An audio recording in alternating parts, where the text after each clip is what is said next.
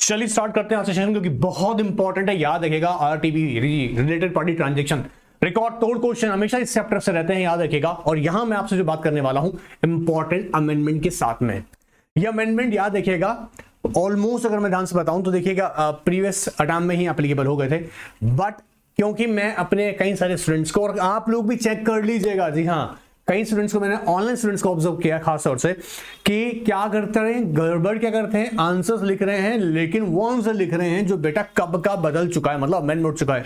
और अमेंडमेंट को कंसीडर करना बहुत जरूरी है, तो ध्यान रखिएगा आप लोग, स्पेशली आप लोग भी ध्यान रखिएगा, ठीक है। आपको तो बता ही रहे हैं यार, तो आप लोग ध्यान रखिएगा कि अमेंडमेंट अगर आपने कैरी नहीं किया है किससे रिलेटेड पार्टी ट्रांजैक्शन से, तो भूल कर भी गलती ना करें, इन्हें कवर कर लें। ऑलराइट, आइए स्टार्ट करते हैं, सीखते हैं। सबसे पहले मैं याद रखिएगा, मैं इस लेक्चर को जो रख रहा हूं क्योंकि एग्जीक्यूटिव और प्रोफेशनल हम दोनों को यहाँ पे ऑफ कोर्स दोनों के लिए कवर कर रहे हैं। सो एक चीज हमें याद रखनी है, क्योंकि मैं यहाँ बहुत ही ध्यान से बताऊंगा, क्योंकि कई बच्चों ने रट्टा मार रखा है रिलेटेड पार्टी ट्रांजेक्शन के ऊपर। सो अभी एक छोटे से एग्जाम्पल समझते हैं, फटाफट समझते हैं, ठीक है। याद रखिएगा ब्रॉड लेवल पे कई सारे अमेंडमेंट्स इसके अंदर, सो पे अटेंशन। जब हम बोल रहे हैं रिलेटेड पार्टी ट्रांजेक्शन, बोलो related party transaction, related party transaction. Issue क्या है, प्रॉब्लम क्या है, क्या ये कॉमन प्रैक्टिस नहीं है आज के वर्ल्ड में, बिजनेस के अंदर एक कॉमन प्रैक्टिस है क्या रिलेटेड पार्टी होना? जी, अगर हम ध्यान से देखें, एक कंपनी है और ऑफ कोर्स कंपनी अगर ये बिजनेस कंडक्ट कर रही है तो बिजनेस में अक्सर रिलेटेड पार्टी होना एक कॉमन बात है। और क्या रिलेटेड पार्टी के साथ ट्रांजेक्शन करना इलीगल है?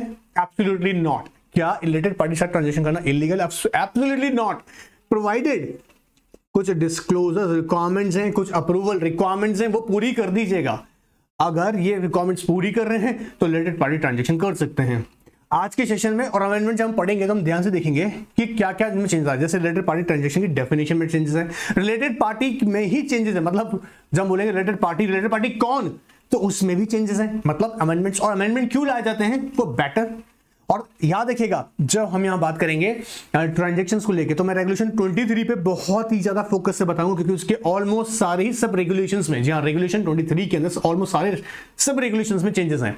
सो पे अटेंशन, ध्यान से सुनना पहला। और याद रखिएगा एक एक देखो, ध्यान सुनना क्या कह रहे हैं। जब हम डिस्कस करेंगे related party transactions, related party के बारे में, ठीक है, अप्रूवल कैसे करना है, सारी एस्पेक्ट्स को डिस्कस करेंगे। मटेरियल ट्रांजैक्शन क्या है, ठीक है, सारी एस्पेक्ट जब मैं डिस्कस करूंगा तो मैं एक बात क्लियर कर दूं आपका, देखो एक बात यहां फोकस रहना चाहिए कि अगर रिलेटेड पार्टी ट्रांजैक्शन हो रहा है, जैसे मैंने कहा इलीगल नहीं है, बट क्या है डिस्क्लोजर, रेगुलेशन कहता है डिस्क्लोजर्स। जब हम रेगुलेशन की बात करें तो क्या LODR, बोलो listing obligation disclosure requirement, one more time, listing obligation disclosure requirement. इस डिस्क्लोजर में जो ऑफ कोर्स इस रेगुलेशन में जो डिस्क्लोजर्स के लिए बताया गया है वो आपको वैसे फॉलो करना पड़ेगा। क्यों? क्योंकि हम आपको RTP अलाउ करेंगे प्रोवाइडेड वो शेयर होल्डर के या वैल्यू को इंपैक्ट ना करता हो, शेयर होल्डर की वैल्यू को इंपैक्ट ना करता हो। क्या हो रहा है? सो सबसे पहले यहां आ जाओ और इन पे फोकस करेंगे। ये अमेंडमेंट्स याद रखिएगा ICSI का वेबसाइट पे अवेलेबल है, जाइएगा इसी का वेबसाइट पे, एकेडमिक कॉर्नर में जाने के बाद में सप्लीमेंट्स में जाएगा, दिसंबर जून सबका मिल जाएगा। ये वाला पोर्शन जो मैं कवर कर रहा हूं याद रखिएगा दिसंबर जून या 2022 के एग्जाम में एप्लीकेबल होने वाले उससे कवर कर रहे हैं। सो खास तौर से ऑनलाइन स्टूडेंट्स आप लोग ध्यान रखिएगा, इसको वहां से आप ले सकते हैं। अभी हाल फिलहाल सिर्फ इतना कीजिएगा, स्क्रीन पे फोकस कीजिएगा पूरा टेंशन साथ में। आई गारंटीड कि आपको याद करा दूंगा सेशन देखते देखते, फिर एक बार रिवीजन के लिए जाके पढ़ लेना। ऑलराइट, चलिए स्टार्ट करते हैं। सो कह रहा है पहला अमेंडमेंट कहां चेक देखने को मिलेगा? जी हाँ, 1 अप्रैल 2022 से याद रखिएगा इनको इफेक्टिव कर दिया गया। और पहला अमेंडमेंट जो हमको देखने को मिलेगा definition to related party and related party transaction. तो रिलेटेड पार्टी के डेफिनेशन चलते हैं और सीधा मैं आपको ले चलता हूं कहां पर, डेफिनेशन तरफ, ठीक है। ये प्रीवियस प्रोविजन है, ये जो दिख रहा है आपको प्रीवियस प्रोविजन है, ये जो एक्चुअल अब एप्लीकेबल है। ध्यान सुनेगा, मत ध्यान दो, ये तुमको प्रीवियस प्रोविजन मत ध्यान दो, हाल फिलहाल जो प्रेजेंट में है उस पर ध्यान दो, ठीक है। आओ देखो, कहता है एनी पर्सन और entity forming a part of promoter, बोलो forming a part of promoter group, और एनी पर्सन और एंटिटी होल्डिंग इक्विटी शेयर्स 20% और मोर। कितना कह रहा है? Equity shares. अमेंडमेंट में क्या चीज इंसर्ट किया गया? Equity shares. कितना कह रहे हैं? Holding equity. परसेंटेज वही है, परसेंटेज में चेंज नहीं आया है। किसमें चेंज आया है? पहले हम बोलते हैं सिक्योरिटी ना, अब यहां क्या कह रहे हैं? इक्विटी। याद रखिएगा क्या बोल रहे हैं? इक्विटी, होल्डिंग इक्विटी शेयर्स कितना? 20% और मोर, और फिर 1 अप्रैल 2023 से 10%, यही लिमिट क्या हो जाएगा 10%, बोलो ना 1 अप्रैल 2023 से कितना हो जाएगा 10%।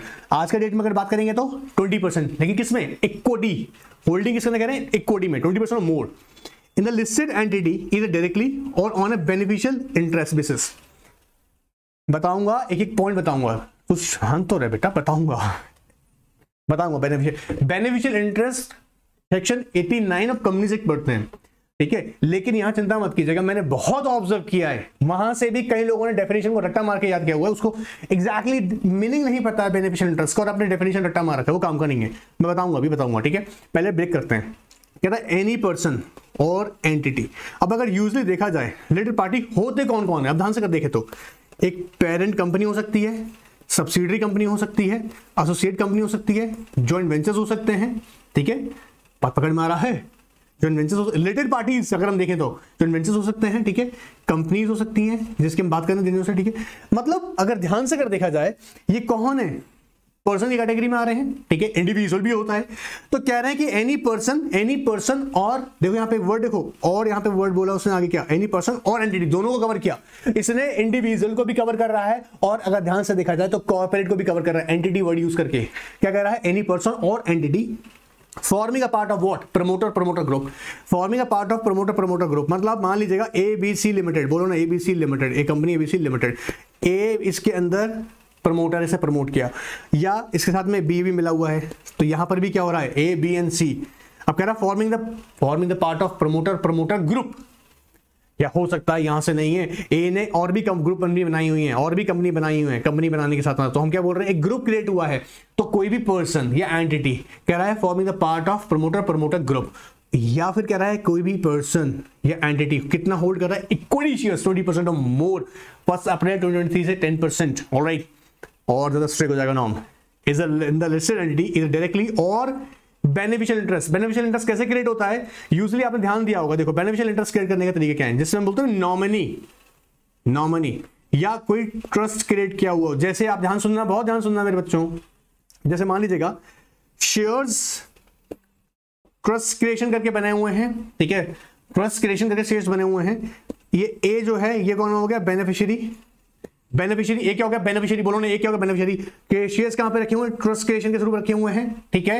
तो अगर ध्यान से देखा जाए रजिस्टर्ड जिसका नेम होगा वो तो ट्रस्टी का नेम, अगर मान लीजिएगा यहाँ पर ट्रस्ट क्रिएट हुआ तो ट्रस्ट का नेम आ जाएगा ROM के अंदर, रजिस्टर्ड ऑफ मेंबर के अंदर।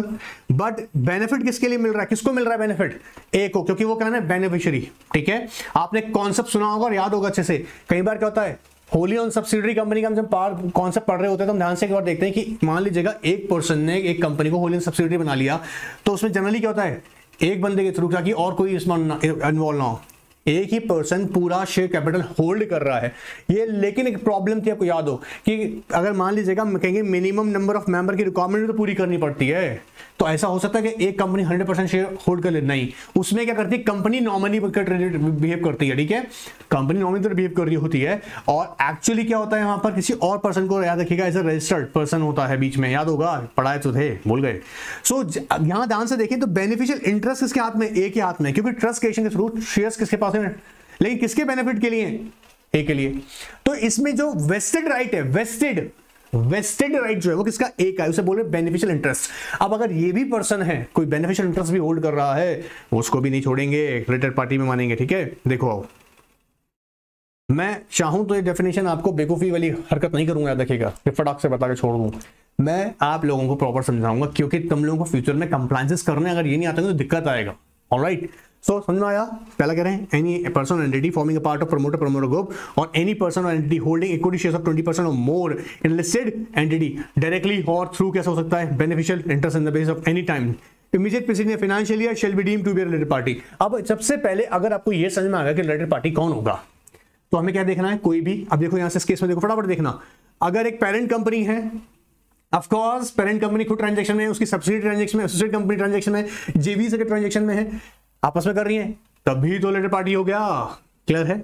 अब ध्यान सुनते जाओ, आगे सुनो, कहता है रिलेटेड पार्टी ट्रांजैक्शन की डेफिनेशन में हमने चेंज किया हुआ है, बोला क्या सब्स्टिट्यूट कर दिए, देखो वापस ध्यान से सुनते हैं। Means a transaction involving a transfer of resources services obligations. अब अगर ध्यान से देखें तो ट्रांजैक्शन बेसिकली होते किस तरीके के, आप ध्यान से देखिएगा, सेल को लेकर हो सकता है, लीज को लेकर हो सकता है, लोन एग्रीमेंट्स हो सकते हैं। लिख लीजिएगा, बाद में मत बोलिएगा ये आपका मॉड्यूल में नहीं लिखे हुए सब चीजें, ये मेरा अपना प्रैक्टिस के बाद आपके सामने रख रहा हूं, ठीक है।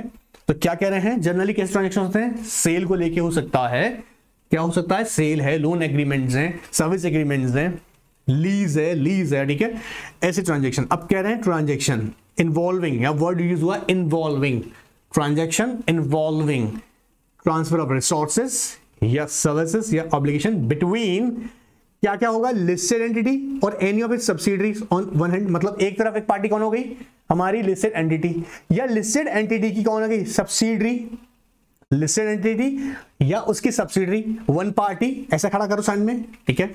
और related party is the related party of the listed entity और its any of subsidiaries on the other hand. तो अगर ध्यान से देखा जाए, अज्यूम कर लेते हैं एक बार के लिए, मान लीजिएगा कि बार हम माना ऐसा एक अज्यूम कर रहे हैं, ठीक है। मान लीजिए कि कंपनी है जिसका सेल की बात हो रही है, XYZ लिमिटेड, ठीक है। XYZ लिमिटेड में ध्यान सुनिएगा, XYZ लिमिटेड के अंदर मिस्टर ए ने 52% शेयर्स ले रखे हैं, ठीक है। क्या हो रहा है, मिस्टर ए जो है, ध्यान से सुन जाइएगा, मिस्टर ए जो है मान लीजिएगा उनकी एक अपनी खुद की फर्म है, ठीक है, अपनी एक खुद की फर्म है। क्या हो रहा है, अब यहां इनके बीच में कोई कॉन्ट्रैक्ट हुआ, किसके बीच में, फर्म के, जो कि मिस्टर ए की खुद की है, और XYZ लिमिटेड जिसके अंदर मिस्टर ए ने 52% होल्ड कर रखा है। तो हम क्या कह रहे हैं, ट्रांजैक्शन वन साइड किसमें आ गया, या तो लिस्टेड एंटिटी खुद, और आप याद रखिएगा लिस्टेड एंटिटी की बात कर रहे हैं, या इसकी subsidiary, listed entity subsidiary, and ये कौन हो गया इसके लिए, अब रिलेटेड पार्टी, क्योंकि क्या कर रखा है, इसने इक्विटी में 20% से ज्यादा होल्ड किया हुआ है, ऑफ कोर्स 52% किया हुआ है। बात पकड़ मारा है क्राइटेरिया, 20% ज्यादा। तो हम यहाँ कह रहे हैं यहाँ पर ट्रांजैक्शन जो भी हो रहा है, सेल्स रिलेटेड हो रहा है, या सर्विस एग्रीमेंट है, लीज लीज है, लोन एग्रीमेंट्स हैं, दीज आर एग्जांपल्स ऑफ, ठीक है। तो पहले ट्रांजैक्शन कैसे ट्रेस कर रहे हैं, यहाँ पर देखो कि वन साइड लिस्टेड एंटिटी और it's subsidiaries, other side related party of listed entity और इट्स सब्सिडरीज, ठीक है। It's okay, how listed entity or any other subsidiaries on one hand and any other person or entity on the other hand। लेकिन अगर कोई और entity है, ध्यान सुनना, कोई और एंटिटी है, the purpose and effect of which is to benefit to the related party of the listed entity or any of its subsidiaries. कह रहा अप्रैल 1 2023 से ये भी इफेक्टिव है, ठीक है। कहने का मतलब क्या है, ध्यान सुनिएगा, अगर हमारे इस एग्जांपल में मिस्टर ए इनकी फर्म है, अज्यूम कीजिएगा मिस्टर ए की फर्म की जगह मान लीजिएगा वो बी है, और बी कौन हो गए इनके, मान लीजिएगा सपोज हम मान लेते हैं इनकी वाइफ है जो फर्म बी की है, ठीक है। अब यहां पर भी अगर देखा जाए तो यहां कहीं ना कहीं बेनिफिट्स जो भी ट्रांजैक्शन किया जा रहा है, इनडायरेक्ट बेनिफिट्स तो मिस्टर ए को ही मिलने जा रहे हैं। तो अगर कोई एंटिटी बीच में इन्वॉल्व हो रही है और जिससे बेनिफिट किसको मिल रहा होगा, जिससे किसको बेनिफिट मिल रहा होगा, बेनिफिशियरी को, तो वहां पर भी हम काउंट कर रहे हैं। अगर ध्यान से देखा जाए यहां में हमारी डेफिनेशन के अंदर इसमें देखा जाए तो बेनिफिशियल इंटरेस्ट का नाम आ रहा है, बेनिफिशियल इंटरेस्ट। और बेनिफिशियल इंटरेस्ट कैसे हो सकता है, इवन ट्रस्ट, जैसे मैंने केस में बताया कि किसी को होली ऑन सब्सिडरी बना लिया आपने, तब भी क्या हो रहा है। चलिए अब यहां पे आगे देखते हैं, regardless of weather a price is charge and a transaction with a related party is considered include a single transaction, group of transaction। बोला कुछ भी हो, सिंगल ट्रांजेक्शन और ग्रुप ऑफ ट्रांजेक्शन उसको लेना देना नहीं है, रिलेटेड पार्टी ट्रीट करेंगे मतलब रिलेटेड पार्टी ट्रांजेक्शन, ऑलराइट। अब देखो यहीं से एक और क्वेश्चन आपके लिए बन सकता है, क्या, provided that the following shall not be treated party transaction. कौन कौन से ट्रांजेक्शन, अब जहां पर यूनिफॉर्मिटी होगी, सबको एक जैसा ही ट्रीट किया जा रहा होगा, सबको जैसे ही ट्रीट किया जा रहा होगा, और खासतौर से जैसे कॉर्पोरेट एक्शन के केसेस में या प्रेफरेंशियल इशू के केसेस में बता रहा हूं, प्रेफरेंशियल इशू के केसेस में है, या राइट इशू लेके आ रहे हो, बाय बैक कर रही है कंपनी सिक्योरिटीज, ठीक है, डिविडेंड की बात हो रही होगी, सब डिवीजन या कंसोलिडेशन ऑफ सिक्योरिटीज की बात हो रही होगी, कैसे केसेस में तो सबको इक्वली ट्रीट करेंगे, तो वहां पर हम रिलेटेड पार्टी ट्रांजैक्शन के केसेस को कंसीडर नहीं कर रहे हैं, प्रोवाइडेड हमें डिस्क्लोजर तो देना ही पड़ेगा। क्या हो रहा है देखो, आओ कहता है कौन से ट्रांजैक्शन पे रिलेटेड पार्टी ट्रांजैक्शन हो रहे हैं, provided following shall not B related party transaction. ध्यान सुनना, issue of special securities on a preferential basis, बात याद कर लीजिएगा, लेकिन कंप्लायंस तो करना ही है ऑफ कोर्स। तो इशू कैसे कर रहे हैं हम लोग, प्रेफरेंशियल बेसिस पे कर रहे हैं।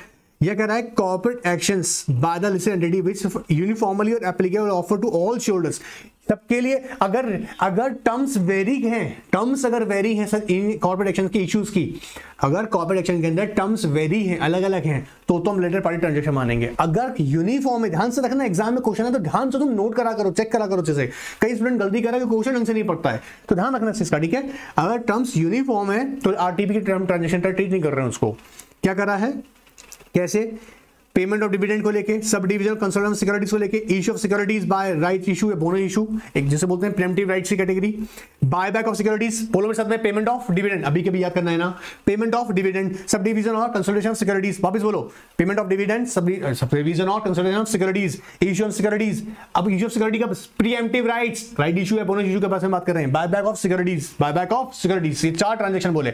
उसके आगे कह रहे हैं अगर डिपॉजिट एक्सेप्ट कर रही है कोई बैंक या एनबीएफसी, वापस आओ देखो, acceptance of fixed deposits, acceptance of fixed deposits, one more time, acceptance of fixed deposits by bank or NBFC companies at the terms uniformly applicable or offered to all shareholders public subject to the disclosure। इस case में क्या कह रहा है, disclosure देना पड़ेगा, कभी भी दे दूं नहीं, 6 मंथ का टाइम दे रहे हैं, कितना, 6 मंथ्स का। Disclosure to the same along with the disclosure of the related party transaction every 6 months to the stock exchange in the form specified। But कह रहा है अगर यही ट्रांजेक्शन कहां हो रहा है, म्यूचुअल फंड के केसेस में, म्यूचुअल फंड यूनिट्स में, तो ये एप्लीकेशन डेफिनेशन एप्लीकेबल नहीं होने वाली। क्या, अगर म्यूचुअल फंड के केसेस में अगर ये हो रहा है तो ये डेफिनेशन एप्लीकेबल नहीं होने वाली है। बुद्धि में गया, याद हुआ आप लोगों को। सो ये कहीं ना कहीं क्वेश्चन मेरे बच्चों इंपॉर्टेंट है, छोड़ के मत जाना। 4 नंबर आ जाएगा, हो सकता है 56 नंबर आ रहे हो टोटल, और 4 नंबर का ये और अच्छे से करके आ गए, एग्जामिनेशन मिल जाएगी, ध्यान रखिएगा, तो छोड़ के नहीं जाना है। Now let's understand regulation 23, important है, खतरनाक चीजें इसमें कवर करेंगे, याद रखिएगा, इसलिए ध्यान से चलना है, ठीक है। नाउ अब देखिएगा, मैं सीधा अमेंडमेंट पे लेके आ रहा हूं रेगुलेशन 23 के। ये पुराना प्रीवियस बातें अगर आप चाहें तो रीड कर सकते हैं, मैंने किसी को बाउंड नहीं किया, आराम से पढ़ सकते हैं, ठीक है, आप लोग भी पढ़िएगा। मैं सीधा अमेंडमेंट पे फोकस करवा रहा हूं पहले। तब हम कह रहे हैं कि भैया यहां पर ट्रांजैक्शन कंसीडर करना पड़ेगा, अप्रूवल तो लगेगी। देखो, it is provide that a transaction with a related party shall be considered material। क्या कह रहा है सर, मटेरियल कब मानेंगे, material transaction if transaction or transactions to be entered into individually or taken together with previous transactions during a financial year exceeds 1000 crore. अकेला एक transaction किया था 1000 करोड़ का, या प्रीवियस फाइनेंशियल ईयर के अंदर तुमने कितना 10, 15, 20 के ट्रांजैक्शन किया, उनका टोटल वैल्यू इंडिविजुअली और टेकन टुगेदर, इंडिविजुअली और टेकन टुगेदर। तो एग्जाम में तुम्हें पहले समझना चाहिए रिलेटेड पार्टी कौन है, फिर तुम्हें समझना चाहिए रिलेटेड पार्टी ट्रांजैक्शन कौन सा है, उसके बाद समझना चाहिए ट्रांजैक्शन का वैल्यू, तब हम पता लगा लेंगे क्या मटेरियल ट्रांजैक्शन। कंप्लायंस करते वक्त सब चीजें ध्यान से आनी चाहिए। ऑलराइट, सो क्या देखेंगे, एंटर टू इंडिविजुअली और taken together with the previous transactions during a financial year exceeds 1000 crore और 10% of the annual consolidated turnover of listed entity. Annual consolidated turnover बोलो ना, annual consolidated turnover of the listed entity as per the latest audited financial statement of the listed entity whichever is lower 1000 देखिएगा, या 10% calculate कीजिएगा annual consolidated turnover. Annual consolidated, अब सुनो एक ध्यान रखने की बात का, ये एनुअल कंसोलिडेटेड टर्नओवर निकालना किसका है, लिस्टेड एंटिटी का। इस वाले केस में लिस्टेड एंटिटी की सब्सिडरी का नहीं, क्योंकि सब्सिडरी यहां पर पार्टी नहीं है। अगर सब्सिडरी पार्टी होगी तो फिर सब्सिडरी का चेक करेंगे, एनुअल कंसोलिडेटेड एनुअल टर्नओवर। अभी बताऊंगा, अभी रुक जाओ बताऊंगा, अभी आगे बताऊंगा, पहले एक एक को क्लियर कर चलते हैं। तो मटेरियल ट्रांजैक्शन के लिए कितना चेक करेंगे, बोलो ना जल्दी से। मटेरियल ट्रांजैक्शन अपना मॉड्यूल में या अपना आपको नोट्स के पास में लिख दीजिएगा, कितना 1000 करोड़ और 10% ऑफ एनुअल कंसोलिडेटेड टर्नओवर, दोनों में क्या विचएवर इज लेस, उस वैल्यू को हम क्या बोल रहे हैं, मटेरियल रिलेटेड पार्टी ट्रांजैक्शन। ठीक है, चलिए आगे देखते हैं। Now regulation 23 subregulation 2. Regulation 23 subregulation 2. Party transaction or the word and the words subsequent material modification shall be inserted in the word symbol and audit committee को क्या बोला गया, audit committee of listed entity। ध्यान सुनना, amendment को ध्यान से focus करो। Subsequent material modification in a related party transaction shall require the prior approval of audit committee of the listed entity, which means that if there is any subsequent material modification, subsequent material, sir material कैसे पता लगेगा, अगर किसी भी modification से जिसका impact share holder की value पे जाएगा, कंपनी के फाइनेंशियल्स पे जाएगा, जी हाँ, तो याद रखिएगा उसे हम क्या कंसिडर करेंगे, मटेरियल। और याद रखिएगा ऑडिट कमेटी को बताया जाएगा कि ऑडिट कमेटी की ड्यूटी है कि वो क्या कंसीडर करे, कौन कौन से ट्रांजैक्शन मटेरियल ट्रांजैक्शन है। हो रहा है कौन से ट्रांजैक्शन, मटेरियल ट्रांजैक्शंस हैं। उन मटेरियल ट्रांजैक्शंस की याद रखेगा, जो कंपनी की पॉलिसी होती है ना, कंपनी की पॉलिसी होती है, पॉलिसी में उसको मेंशन करना पड़ेगा कि ये ट्रांजैक्शन कैसे हैं, मटेरियल ट्रांजैक्शन है। किसकी ड्यूटी है, ऑडिट कमेटी, वापस बोलो ना, ऑडिट कमेटी की ड्यूटी है कि वो डिफाइन करे कि कौन कौन से ट्रांजैक्शन मटेरियल ट्रांजैक्शन है। Regulation 23 sub regulation 2, regulation 23 sub regulation 2 क्या कह रहा है कि अगर कोई भी ट्रांजैक्शन, याद रखिएगा, मटेरियल है और सब्सिक्वेंट उसके अंदर कोई भी मॉडिफिकेशंस होते हैं, मतलब सब्सिक्वेंट मटेरियल मॉडिफिकेशन हुए, चाहे ट्रांजैक्शन मटेरियल नहीं था लेकिन सब्सिक्वेंट जब मॉडिफिकेशन हो रहे हैं वो मटेरियल है, बहुत मजा आ रहा है, टर्म कंडीशन में कुछ चेंज किया जा रहा है, तो इस केस में audit committee of listed entity, amendment में वर्ड क्या ऐड किया गया, ऑडिट कमेटी के साथ में क्या वर्ड ऐड किया, amendment, listed entity, prior approval लगेगा।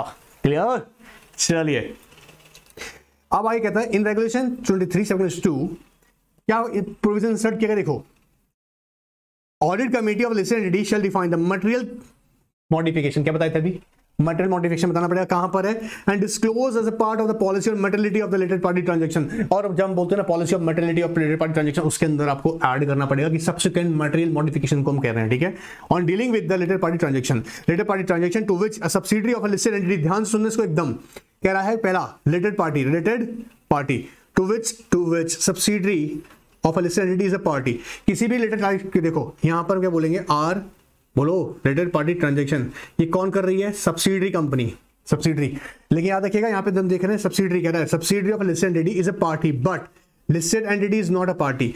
अच्छा, इसकी जो होल्डिंग कंपनी अगर देखा जाए जो कि लिस्टेड एंटिटी है, याद रखिएगा वो रिलेटेड पार्टी नहीं है, वो क्या नहीं है, रिलेटेड पार्टी नहीं है। Alright, shall require the prior approval audit committee of listed entity if the value of such transaction whether enter into individually और taken together with the previous transaction during the financial year exceeds 10% of the annual consolidated turnover as per the latest audited financial statement of the listed entity. क्या अगर subsidiary of listed entity is the related party, कोई भी transaction हो रहा है तो related party transaction के अंदर सब्सिडियरी कंपनी, ध्यान से रखना, सब्सिडियरी कंपनी है, सब्सिडियरी कंपनी क्या, रिलेटेड पार्टी है। और याद रखिएगा जो यहाँ एक्चुअली इसकी जो लिस्टेड एंटिटी है वो पार्टी नहीं है, लेकिन अगर ये इसमें भी ट्रांजैक्शन में जो कि बोल रहे हैं रिलेटेड पार्टी ट्रांजैक्शन, उसमें अगर एंटर हो रही है और उसका अगर चाहे वो इंडिविजुअल ट्रांजैक्शन हो, बोलो इंडिविजुअल ट्रांजैक्शन हो या फिर कंसोलिडेट, मतलब कंप्लीट एक पूरा फाइनेंशियल हम देखेंगे, वो टोटल टेकन टुगेदर का मतलब है टोटल देखना। ऑलराइट, कितना कह रहा है, अगर एक्सीड कर गया 10% से, मतलब देखिएगा कितना कर गया, एक्सीड, याद रखिएगा एक्सीड बोल रहे हैं, यहाँ पे मैंने मार्क जो बनाया एक्सीड कर रहे हैं 10%, मतलब यहाँ पे याद रखिएगा कंसोलिडेटेड एनुअल कंसोलिडेटेड टर्नओवर, लो देखो रंग से, एनुअल कंसोलिडेटेड टर्नओवर, अगर इससे ज्यादा है, 10% से ज्यादा है, तो क्या कह रहा है जी, अप्रूवल लेना पड़ेगा। किसकी अप्रूवल लगेगी, किसकी approval of audit committee of listed entity, approval of audit committee of listed entity. Simple बात है ना, लेकिन इसलिए कह रहा हूं ध्यान सुनना, क्योंकि अभी तो मेरे को कंफ्यूजन हो सकता है, अभी पूरी बात कहनी बाकी है। सिंपल ट्रांजैक्शन देखा, सब्सिडियरी कंपनी किसकी, लिस्टेड एंटिटी की, क्या है, रिलेटेड पार्टी, पर रिलेटेड पार्टी खुद नहीं है, रिलेटेड पार्टी खुद मतलब listed entity is not a related party, वो खुद नहीं है उसके अंदर इन्वॉल्व, बट उसके सब्सिडियरी तो है, डर तो हमको है ही, कंट्रोल कम आ रहा है, समझ में आ रहा है, इसलिए कह रहे हैं ऑडिट कमेटी का। लेकिन हर बात पे लग जाएगा, नहीं, अगर लिस्टेड एंटिटी के क्या बोल रहे हैं, एनुअल कंसोलिडेटेड टर्नओवर से 10% से ज्यादा की ट्रांजैक्शन है, चलिए चाहे एक ट्रांजैक्शन है चाहे 10 ट्रांजैक्शन है, मिलाकर 10% ज्यादा चला गया तो अब देखो, with effect from 1 April 2023 related party transaction to which subsidiary of listed entity is a party but listed entity is not a party shall require prior approval of the audit committee of listed entity if the value of such transaction whether enter into individual taken together with the previous transaction during the financial year exceeds the 10% of the annual standalone turnover. यही एक और interesting बात add कर दी, इसलिए ध्यान से पढ़ना।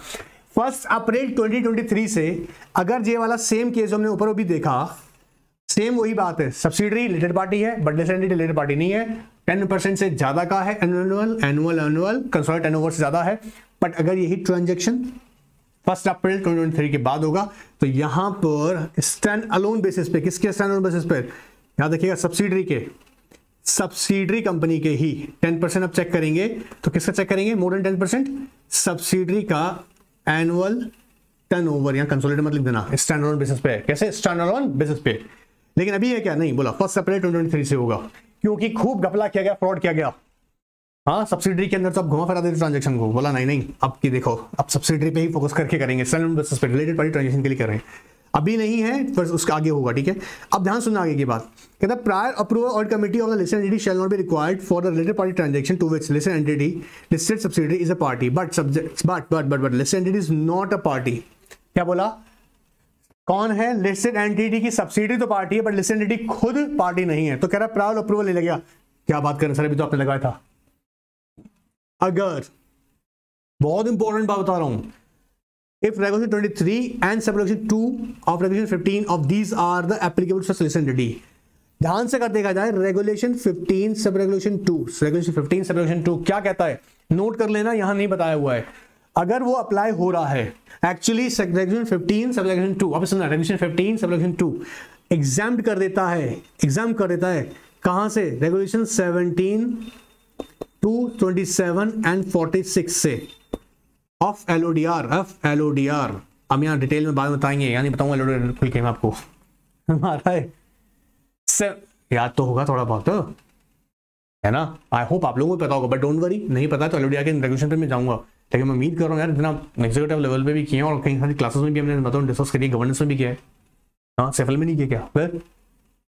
सो अब ये कहता कैसे, अब रेगुलेशन 15 में ऐसा क्या लिखा है, ऐसा क्या लिखा हुआ है रेगुलेशन 15 सब रेगुलेशन 2 के अंदर जो रेगुलेशन 17 से 27 और 46 से आपको आजादी दिलवा देता है, परमानेंट आजादी नहीं है। क्या कहता है, नोट कर लीजिएगा, कहता है अगर लिस्टेड एंटिटी का, बोलो ना लिस्टेड एंटिटी का, दो फोर बात चेक करेंगे, क्या, पेड अप इक्विटी कैपिटल, क्या कह रहे हैं, paid up equity capital, paid up equity capital, बोलो one more time, paid up equity capital not exceed 10 crores, not exceed 10 crores and ध्यान सुनना, नेट वर्थ क्या करें, net worth not exceed, note कर लो बेटा, एंड लिखा हुआ है, एंड लिखा है अलग से नहीं है वो, 25 करोड़ कैसे देख रहे हैं, इन लास्ट फाइनेंशियल ईयर क्या कह रहे हैं, अगर लिस्टेड एंटिटी की paid up equity share capital 10 crore से ज्यादा नहीं है एंड उसका नेट वर्थ 50 करोड़ 25 करोड़ ज्यादा नहीं है, वापस paid up equity capital paid up equity capital बोलो paid up equity capital not exceed 10 crore and net worth not exceed 25 crore. नन्ही मुन्नी है, क्यों उसके पीछे पड़ रहे हो, रेगुलेशन 70 से 27 तक खींच के लेके जा रहे हो, तो सारे डिस्क्लोजर रिक्वायरमेंट्स एप्लीकेबिलिटी एग्जाम्पशन तो दे दो हमको।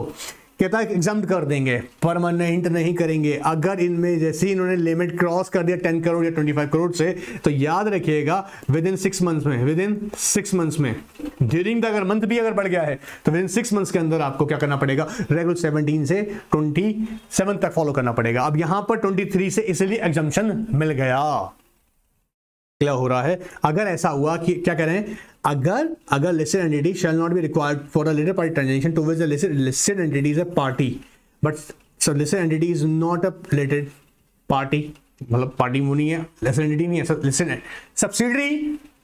Listed subsidiary of listed entity, तो यहां पे सब्सिडरी जो है वो रिलेटेड पार्टी है जो खुद भी लिस्टेड है, ऑलराइट। और ये रेगुलेशन जो मैं आपको बोल रहा हूं एग्जाम्पशन मिलती है रेगुलेशन 15 से रेगुलेशन 2 में कब मिलती है, जो क्राइटेरिया सेटिस्फाइड हो, paid up equity capital 10 crore not exceed 10 crore and net worth not exceed 25 crore, तब आपको ही मिलती है, तभी आप इस चीज को एंजॉय कर सकते हो, क्योंकि यहां पर जो अप्रूवल की बात है तभी अप्लाई होगी, ऑलराइट। चलिए, for related party transaction of unlisted subsidiaries of listed subsidiary, unlisted subsidiary of listed subsidiary, बोलता है क्या हो गया सर, लिस्ट कह रहा है अनलिस्टेड सब्सिडरी, रिलेटेड पार्टी कौन से साथ में हो रहा है, अनलिस्टेड सब्सिडरी के साथ में, बट अनलिस्टेड सब्सिडरी किसकी सब्सिडरी है, लिस्टेड सब्सिडरी की, तो बोलता private audit committee of listed subsidiary shall suffix, मतलब लेना पड़ेगा लिंक कौन सी, private audit committee of the listed subsidiary, क्योंकि बेटा इसका कंट्रोल किस पे, लिस्टेड सब्सिडरी का, अनलिस्टेड सब्सिडरी पे, तो इसका ऑडिट कमेटी का अप्रूवल लेना पड़ेगा। ये छोटा छोटा टर्म को ध्यान से समझोगे तो याद होगा, क्लियर।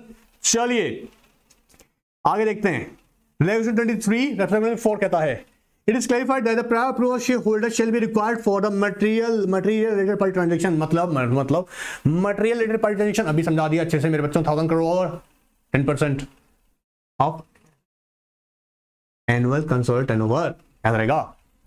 अरे यार तू उधर ध्यान देख, कितनी देर से समझा रहे हैं, तुम हो कहाँ बेटा, उठो जागो बेटा जागो। ये क्या पढ़ाई थी तुमको यहाँ पर? हाँ 1000 करोड़ और देखा नहीं दिख रहा है? अब इस और कितना बड़ा करूं बेटा? हाँ तो अगर ये आप ट्रांजेक्शन कर रहे हैं, क्या मटेरियल ट्रांजेक्शन हो रहा है, requires for prior approval of the share holder. चलिए आगे देखते हैं फर्दर क्या रहा है। सेम बात है, वही रिपीट हमने कर ली है। रेगुलेशन 15 सब रेगुलेशन 2 पे बात कर रहा है, ठीक है।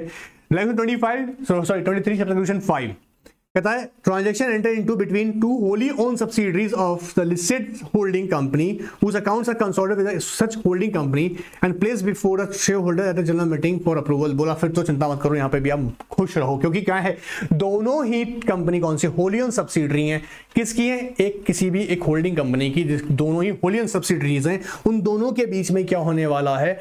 ट्रांजैक्शन किया जा रहा है, ठीक है। ट्रांजैक्शन हुआ दोनों के बीच में। इन दैट केस आपको क्या करना है? दो बातें जो कि आप यूजुअली होली सब्सिडरी के अंदर करना होता है, जिसमें अप्रूवल की रिक्वायरमेंट नहीं रहती। अप्रूवल की रिक्वायरमेंट नहीं रहती है कैसे? अगर उनके अकाउंट्स को कंसोलिडेट किया जाता है होल्डिंग कंपनी के साथ में, और उसको याद रखिएगा प्लेस किया जाता है कंपनी के एजीएम के for the purpose of approval. क्या? अकाउंट्स के अप्रूवल के लिए। तो यहाँ पर शेयर होल्डर का अप्रूवल हमको नहीं लगेगा, एसआर वैसा के चक्कर में नहीं पड़ेंगे, अदरवाइज एसआर तो लगेगी मटेरियल ट्रांजैक्शन के अंदर। अभी ऊपर बताए थे ना ये वाली बात, क्लियर? चलिए रेगुलेशन 23 सब रेगुलेशन 7 गायब कर दिया गया है, नहीं पढ़ना है। क्यों मैं तुम्हारा टाइम वेस्ट करूं, अपना बुद्धि लगाऊं और तुम्हारी बुद्धि किस करूं? आओ सीधे आओ। Section 23 सब रेगुलेशन 9 कहता है लिसेंडरी shall submit to the stock exchange disclosures of related party transaction the format specified the board. Board तो कौन है? सेबी। और कौन है बोर्ड? बोर्ड ऑफ डायरेक्टर बताएगा क्या? हाँ आओ यार। Publish the same on this website. कहता है high value debt listed entity submit to the disclosure along with its standalone financial statements half yearly basis पे, ठीक है। listed entity shall make its disclosure every 6 months within a 15 days from the date of publication of this। ये वाला आया ना, ये वाला ये दिया हाफ ईयरली पे, तो उसका 15 दिन के अंदर क्या कर देना है आपको? पब्लिकेशन करना है। कंसोलिडेटेड बेसिस पे रिजल्ट जो भी होंगे हाफ ईयरली रिजल्ट्स 15 दिन के अंदर निकालने होंगे। कब से? पहले आपको क्या करना है? डिस्क्लोजर देना है, स्टॉक एक्सचेंज को देना ही होगा, ठीक है। And listed entity shall make an disclosure every 6 months on the date of publication of its standard consolidated financial consolidated financial results. वही एस्पेक्ट कर रहा है। अगर ध्यान से कोड फोकस करें ना, हाफ ईयरली और उसके बाद में 15 डेज के अंदर पब्लिकेशन, ठीक है। चलिए आगे देखते हैं। अब देखो यहां से जो है ना बेटा, मैं आपको कह दूं, क्लियर कर दूं थोड़ा सा। यहां से क्या कर रहे हैं? अब जो भी रिलेटेड पार्टी ट्रांजैक्शन को, उससे रिलेटेड इंफॉर्मेशन ऑडिट कमेटी को और शेयर होल्डर्स को देनी पड़ेगी। तो क्या बताएंगे हम लोग? रिलेटेड पार्टी ट्रांजैक्शन में इन्वॉल्व होने वाली ऑल एस्पेक्ट्स। कैसे? क्या क्या एस्पेक्ट्स होंगी? जैसे कह रहा है type of material of transaction, particular और propose transaction, name of the related party, relationship of the related listed entity के साथ में क्या रिलेशनशिप है, time of the propose transaction, value of the propose transaction, percent of the listed entity, annual consolidated turnover, सारा aspects जो हमने अब तक पढ़ा, ठीक है। Some transaction related to the loans, inter corporate loans, advances, investments किससे रिलेटेड है। तो ये मैं आपको कह दूं, ये मैं कहूंगा आपको इसको रीड करना है प्रॉपरली। कैसे करना है? प्रॉपरली। आ सकता है एग्जाम में आपसे ड्राफ्ट करवा सकता है एक नोट इसके ऊपर, बहुत बोल रहा हूँ, ये इंपॉर्टेंट है, छोड़ना नहीं है। इस पर नोट ड्राफ्ट करवा सकता है। एक ये बात भी इंपॉर्टेंट है, और दूसरा जो कि शेयर होल्डर्स को क्या इंफॉर्मेशन देनी पड़ेगी। जैसे कहता है a summary of information provide the management of listed entity to the audit committee of specified above. ये पूरा का पूरा इसका, लेकिन इतना डिटेल में नहीं, समरी रेडी किया जाएगा इसका। डिटेल में तो किसको देंगे? हम ऑडिट कमेटी को, क्योंकि वो कंसीडर करेगा इसका, ठीक है। And justification for Holi for why propose transactions in the interest of the, भाई रिलेटेड पार्टी ट्रांजैक्शन कर रहे हो तो आप क्यों कह रहे हो कि कंपनी के इंटरेस्ट में है? क्लियर है। फर्दर एस्पेक्ट्स कवर करेंगे, जैसे where transaction relates to loan, inter corporate deposit, advances और इन्वेस्टमेंट मेड और given by the listed entity और subsidiary, detail of specific transaction देना पड़ेगा, स्टेटमेंट एट वैल्यूएशन और external reports. What I am trying to tell you, ये मैं detail में पहले सब चीजें मैंने बताई अपने लेक्चर्स के अंदर। मैं यहाँ पे क्या कह रहा हूँ, इन्हें छोड़ मत देना भूल कर भी, ये हम करे हुए हैं, एक बार जरूर पढ़ना। इस पर ड्राफ्ट करने के लिए आ सकता है कि बोर्ड ऑफ डायरेक्टर को नोट ड्राफ्ट करना, या हो सकता है कि कंपनी के being a company secretary it's a job to intimate to the board of director और to provide them how what are the information is required to be covered और which should be provided to the audit committee while there is a transaction related to related party. All right. So थोड़ा ध्यान रखिएगा, दोनों ही को यहाँ पे details आपको read जरूर करना है। एंड हमने अभी जो डिस्कस किया है उसका एक लास्ट बता दूं आपको। Related entity shall make a related party disclosure every 6 months in a format provided the circular same. वही सभी बता रहा था मैं आपको, एवरी 6 मंथ्स में आपको उसका डिस्क्लोजर देना ही पड़ेगा, ठीक है। स्टॉक एक्सचेंज को जाएगा कंपनी का वेबसाइट पे भी जाएगा, पब्लिकेशन भी करना पड़ेगा। जब अपने स्टैंड अलोन और कंसोलिडेटेड बेसिस पे आप अपनी डिटेल बताएंगे ना परफॉर्मेंस की, तो उसके बाद उसमें भी आप इसको भी बताएंगे किसका टीपी के ट्रांजैक्शंस के डिस्क्लोजर्स। अब मेरी बात तो शांत से सुन लो बेटा, ये related party transaction related important amendments थे, ऑलमोस्ट हमने सारी बातें इसमें कवर कर ली हैं, ठीक है। लेकिन मैं फिर हमेशा कहता हूं कि कोई डाउट आप लोगों को रह गया है तो याद रखिएगा NRK9 का व्हाट्सएप पे भेजिएगा अपना क्वेरी, आंसर वहां हम कर ही हैं लगातार, वहां भी कर देंगे आपका, ठीक है। इसके अलावा और भी अमेंडमेंट्स हैं वो नेक्स्ट सेशन में कवर करेंगे। ऑलराइट, ध्यान से पढ़ते रहिएगा।